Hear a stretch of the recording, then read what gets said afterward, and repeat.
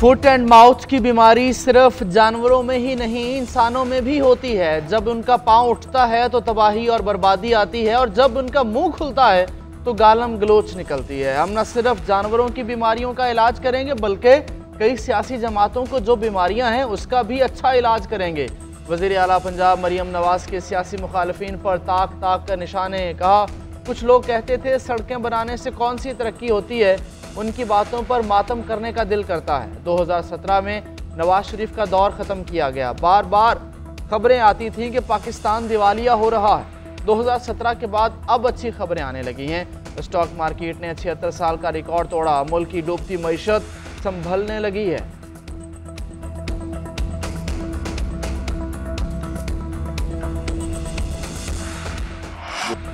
बारिश चेयरमैन से PTI मुज़ाकराती committee की ताहाल मुलाकात ना हो सकी। बैरिस्टर गौहर को मुज़ाकरात कामयाब होने के लिए पुरुमीद कहते हैं। स्पीकर अयाज सादी की वापसी पर बानी चेयरमैन से मुलाकात होगी और मुज़ाकरात भी आगे बढ़ेंगे। अपोजिशन लीडर उमर अयूब ने हुकूमती इख्तियारात पर सवालात उठा दिए। कहते हैं हुकूमत इख्तियार रखती है तो बानी पीटीआई से मुलाकात करवाए।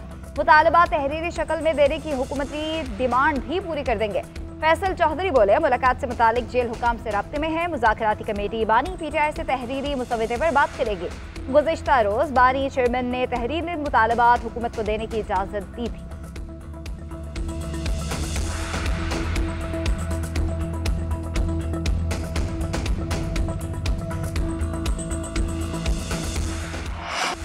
वज़ीर आला KP अली अमीन गंडापुर ने राना सनाउल्लाह के बयान की तायद कर दी। कहा, मुज़ाकराती कमेटी की मुलाकात स्पीकर अयाज सादी के मुल्क से बाहर होने की वजह से नहीं हो सकी। अब वो आ गए हैं तो मुज़ाकराती कमेटी की बानी पीटीआई से मुलाकात हो जाएगी।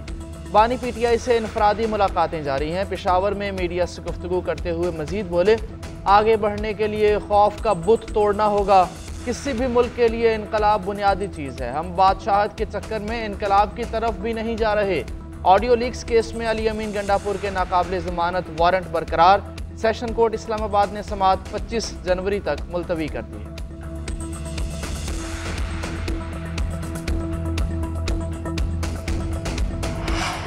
पीटीआई की बानी चेयरमैन से मुलाकात का वादा पूरा नहीं कर सके।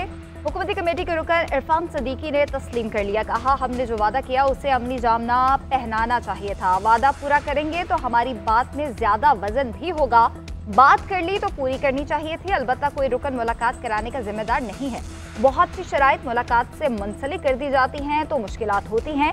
एक शख्स भी जाकर बानी से हिदायत ले सकता है। हमने दूसरी मुलाकात में कहा था कि हमारे कोई मुतालबात नहीं, उसका मतलब ये नहीं कि आगे भी कोई मुतालबा नहीं होगा।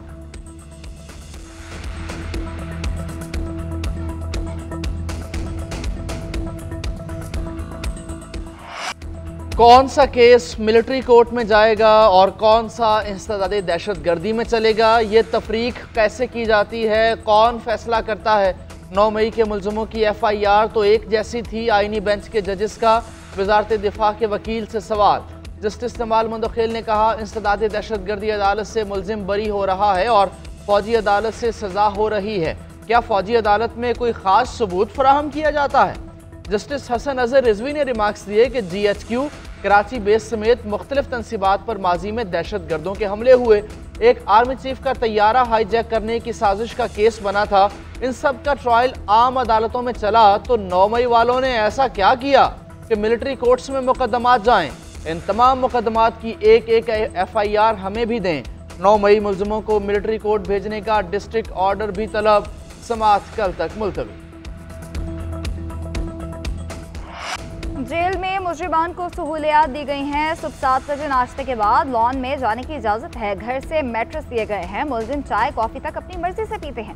एडिशनल एडवोकेट जनरल ने 9 मई के मुजरिमान से मुतालिक रिपोर्ट पेश कर दी। जस्टिस जमाल मुंदखिल ने इस्तफसार किया कि लॉन कौन सा है, डेथ सेल वाला लॉन तो नहीं। एडिशनल एडवोकेट जनरल ने जवाब दिया, नहीं सर, ये वो वाला लॉन नहीं है जो आपने देखा हुआ है। हफीजुल्लाह नियाजी ने मौक़िफ़ इख्तियार किया कि क्या तमाम मुल्ज़िमान को हाई सिक्योरिटी जोन में रखा गया। वकालतनामे पर दस्तखत कराने की भी इजाज़त नहीं दी जाती।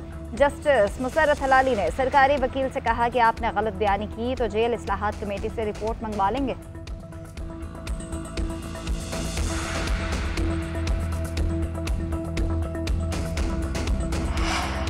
1100 अरब रुपए की बचत कर चुके IPPs के साथ मुज़ाकरात के समरात आवाम तक पहुँच चुके। बिजली सार्फिन के लिए कीमतें कम हुई हैं। वफाकी वज़ीर तवानाई अवैस लगारी कहते हैं IPPs के साथ मुज़ाकरात में अब हुकूमती पावर प्लांट्स की बारी है। तमाम मुआहिदों पर नज़रसानी होगी। मज़ीद 15 IPPs मुआहिदे काबीना में लेकर जा रहे हैं। नज़रसानी के बाद आवाम को बहुत अच्छी बचत होगी। कैप्टिव पावर प्लांट्स के मामला इख्तिताम की तरफ बढ़ रहा है। इस पर IMF से बात कर रहे हैं। बिजली की कीमत 10 से 12 रुपए फ़ी यूनिट कम कर सकते हैं। ख्वाहिश है बिजली का रेट 50 रुपए कम हो जाए।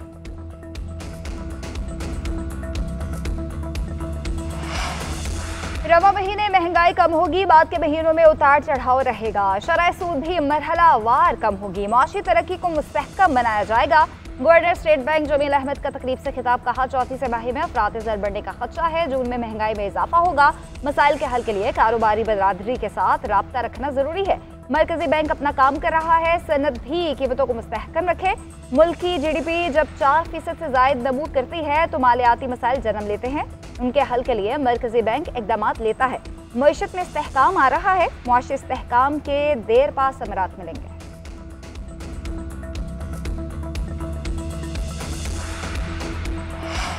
लाहौर के शादमान पुलिस स्टेशन को जलाने का केस। शाह महमूद कुरैशी, डॉक्टर यास्मीन राशिद समेत दीगर रहनुमाओं और कारकुनों पर फर्द जुर्म आयद। मुलजमान का सेहत जुर्म से इनकार। अदालत ने प्रोसिक्यूशन के गवाहों को आइंदा समाअत पर बयान रिकॉर्ड कराने के लिए तलब कर लिया।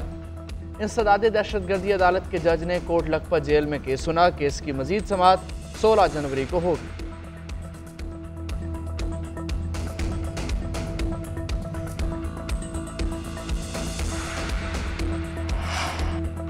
वज़ीर आला पंजाब मरीम नवाज की कामयाबी के खिलाफ इलेक्शन ट्राइब्यूनल में समाअत। ट्राइब्यूनल ने इंतखाबी उज़रदारी पर फ़ीकैन के वकला को दलाइल के लिए तलब कर लिया।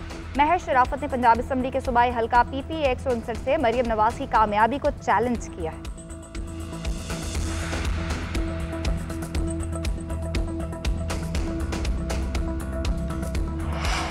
सैफुल्लाह अबड़ू अहल करार। इलेक्शन कमीशन ने नाअहली का रेफरेंस मुस्तरद कर दिया। इलेक्शन कमीशन ने फैसले में कहा दरखास्त गुजार ने बर वक्त इलेक्शन ट्राइब्यूनल से रुजू नहीं किया। इन्होंने अपने मनसूबों से मुतालिक तफसीलात जमा कराई हैं। सैफुल्लाह अबड़ू के खिलाफ शवाहिद पेश नहीं किए जा सके।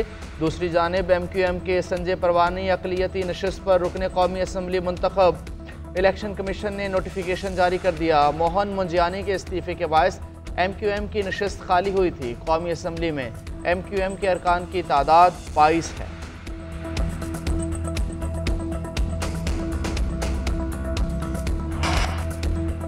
खैबर पख्तूनख्वा के ज़िला करम के लोगों के लिए ज़रूरी सामान की फराहमी का सिलसिला जारी है। शेख रोड से भरी गाड़ियों का पहला काफिला पहुंच गया। मुर्गी, अंडों, घी और सब्जियों पर मुश्तमिल 40 गाड़ियां पहुंची। सामान खरीदने वालों का रश। अशिया महंगे दामों मिलने से शहरी परेशान। कुरम के रिहायशों ने सामान नाकाफी करार दे दिया। टल में रोका गया दीगर सामान, पेट्रोलियम मसनूआत और गैस सिलेंडर भी जल्द पहुंचाने का मुतालबा। डिप्टी कमिश्नर कुरम अशफाक खान का कहना है कि कुरम में अमन का सफ़र शुरू हो गया। कोहाट में होने वाले अब मुआहदे के 14 नुकात पर अमल दरामद को यकीनी बनाया जाएगा। अमन व अमान खराब करने वालों के खिलाफ सख्त कार्रवाई होगी।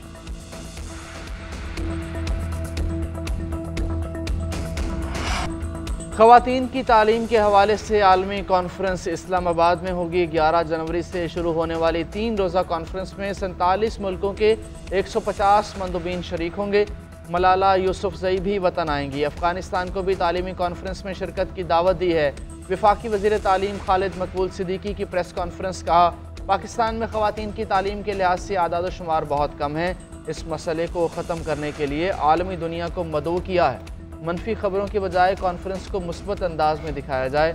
दुनिया को दरपेश मसाइल का सामना करने के लिए पाकिस्तान को तैयार होने की ज़रूरत है। पाकिस्तान दहशतगर्दी और बदअमनी जैसे मसाइल से बाहर आ रहा है। बजट की तैयारी तमाम स्टेक होल्डर्स के साथ मिलकर होगी। FBR ने टैक्स तजावीज़ तलब कर ली। आखिरी तारीख 31 जनवरी मुकर्रर। फाइनेंस बिल के लिए प्रपोजल डेवलपमेंट के आगाज़ का ऐलान। टैक्स पॉलिसीज़ को तमाम स्टेक होल्डर्स के साथ मिलकर बेहतर बनाया जाएगा। FBR हुकाम ने कहा कि तजावीज़ टैक्स की बुनियाद को वसी करने तक महदूद होनी चाहिए। तमाम कारोबारों की वैल्यू चीन GST निज़ाम में ज़म की जाएंगी। तजावीज़ में ऐसे इक़दामात मुतारिफ कराकर तरक्की पसंद टैक्स लगाने को फ़रोग़ देना चाहिए। बजट जून के पहले हफ्ते में पेश किया जाएगा। कराची में लंदन की तरह सड़कें बनेंगी। शाहराह फैसल पर इसी साल डबल डेकर बसें चलेंगी। हो सकता है सदर मुमलिकत इंडस्ट्रियल ज़मीन मुफ्त दे दे। 2 साल के अंदर इंडस्ट्री लगाने की शर्त होगी। सिंध के सीनियर वजीर शर्जील इनाम मेमन का कराची के लिए मेगा प्रोजेक्ट्स का ऐलान। तकरीब से खिताब करते हुए कहा, मजीद एक्सप्रेसवे कराची के लिए शहरियों के लिए कीमती तोहफा है। कराची में पहली ई बस शुरू की, ई टैक्सी शुरू करने जा रहे हैं। खवातीन के लिए पिंक टैक्सी लाएंगे। येलो लाइन BRT भी बनने जा रही है।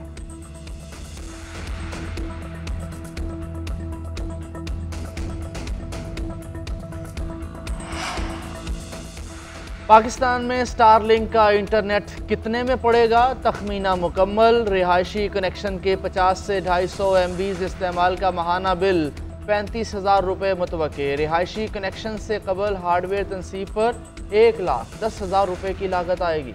कारोबारी 100 से 500 MB कनेक्शन का माहाना बिल 95,000 रुपये होगा। हार्डवेयर तनसीब 2,20,000 रुपये में पड़ेगी। वजारत IT के मुताबिक स्टारलिंक SCCP के साथ बतौर कंपनी रजिस्टर्ड हो गई। कानूनी ज़रूरियात पूरी होने के बाद कंपनी को PTA का लाइसेंस जारी होगा।